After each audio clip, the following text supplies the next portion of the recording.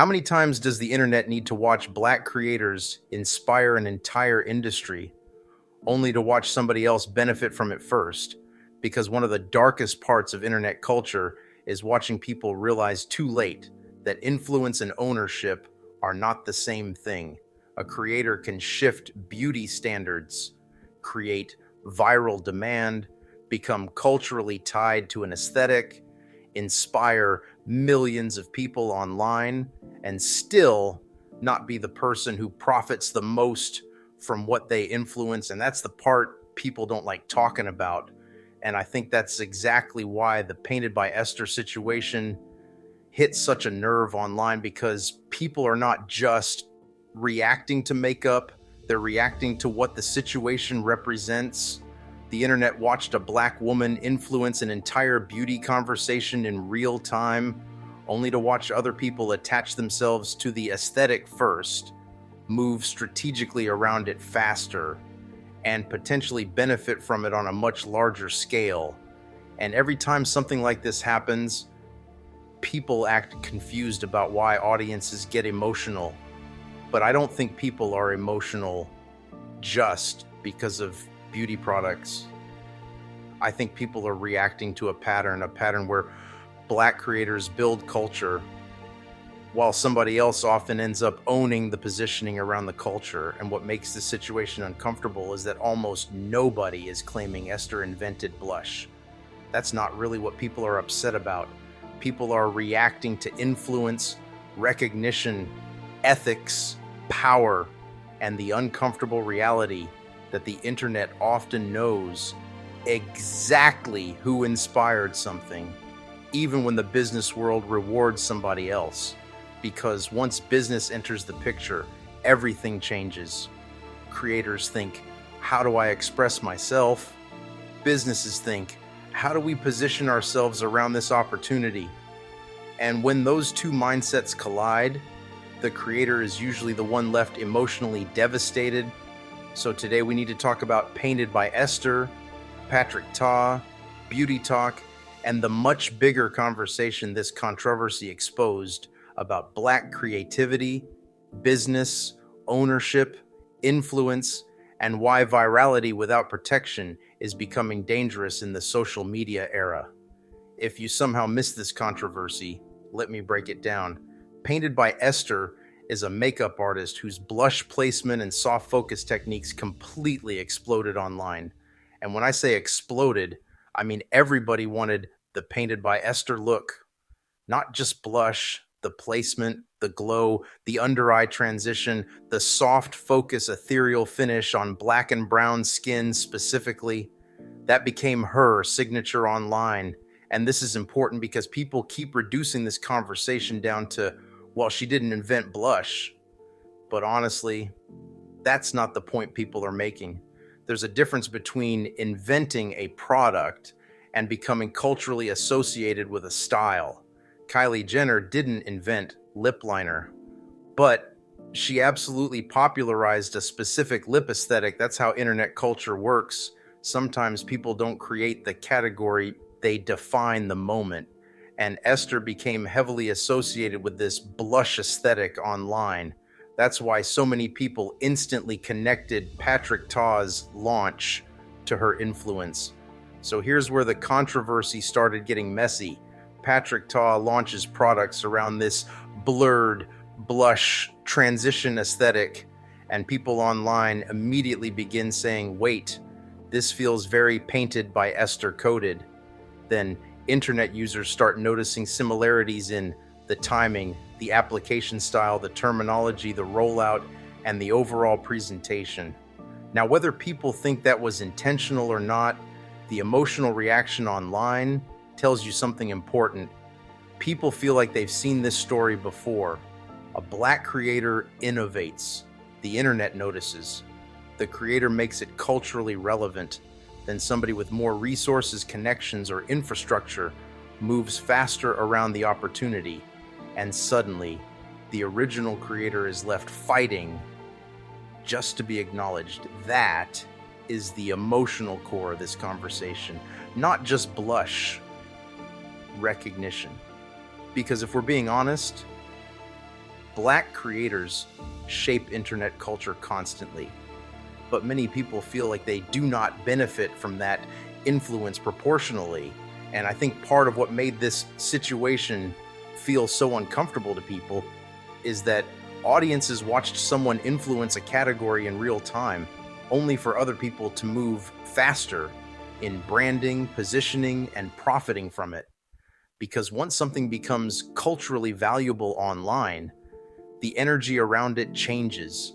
It stops being viewed as just artistry. Now people start thinking, who can attach themselves to this first? Who can scale this first? Who can profit from this first? And that's the darker side of virality people rarely talk about.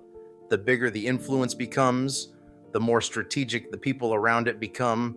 And honestly, I think one of the hardest realities creatives eventually learn is this: creativity and business are not the same skill set.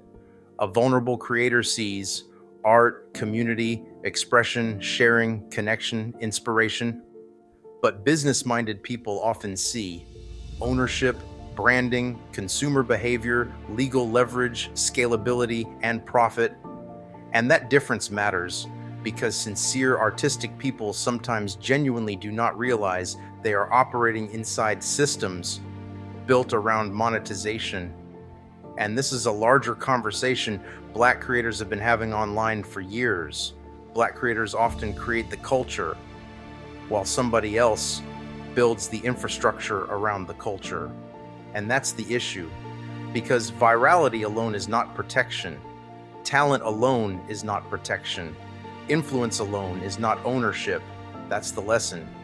We've seen this happen with dance trends, fashion, music, slang, hairstyles, beauty trends, TikTok sounds, entire aesthetics. Black creativity moves culture at internet speed, but business moves strategically. And unfortunately, the people who move strategically often end up controlling the monetization. To them, they're simply sharing their gift. Meanwhile, somebody else is watching and thinking, how do I package, trademark, and own this category? How do I commercialize this first?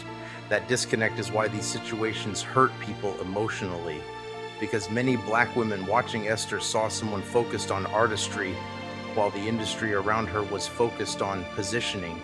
And a big lesson here is that being first is not always what matters in business. Being protected matters. The people with funding, legal teams, branding, infrastructure, speed, and ownership structures often end up controlling the outcome. And that sounds harsh, but that's how business works. History repeatedly shows us that influence without protection is vulnerable. That's why so many people online started saying, why didn't Esther trademark this? Why didn't she secure the terminology? Why didn't she own the branding? Now, to be fair, people saying that often underestimate how difficult that actually is, especially for independent Black creators who may not have access to elite attorneys, business advisors, investors, or industry insiders. But the lesson still remains: if you create something influential, you need protection early. Because once corporations recognize market value, everything changes. And this entire conversation reminded me of the tendernism situation online. Everybody knew who made the phrase viral. Everybody knew who brought the energy. Everybody knew who became the face of the movement. But somebody else tried to move strategically around the ownership. And that situation became a huge conversation because people felt like the original creator was emotionally connected to something while somebody else was legally positioning themselves around it. That's why public support mattered so much in that situation, because sometimes smaller creators only have community pressure as leverage. The internet moves emotionally, business moves legally, and those are not the same system. I think Esther's response resonated with so many people because she came across genuinely exhausted, not performative, not messy, not attention-seeking, just emotionally overwhelmed. And a lot of Black women connected to that immediately. That feeling of If I speak up, I'm difficult. If I defend myself, I'm bitter. If I say too much, I become the problem. That pressure is real. And when Esther talked about being afraid of being labeled the angry black woman, people understood exactly what she meant.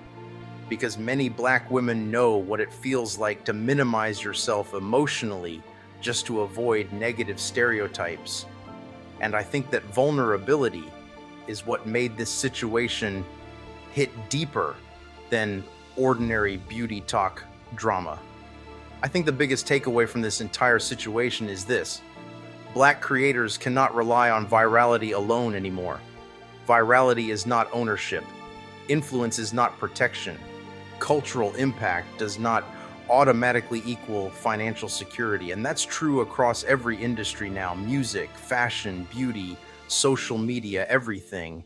The internet rewards creativity, but business rewards infrastructure. And I think many vulnerable or deeply sincere creators genuinely underestimate how differently strategic people think.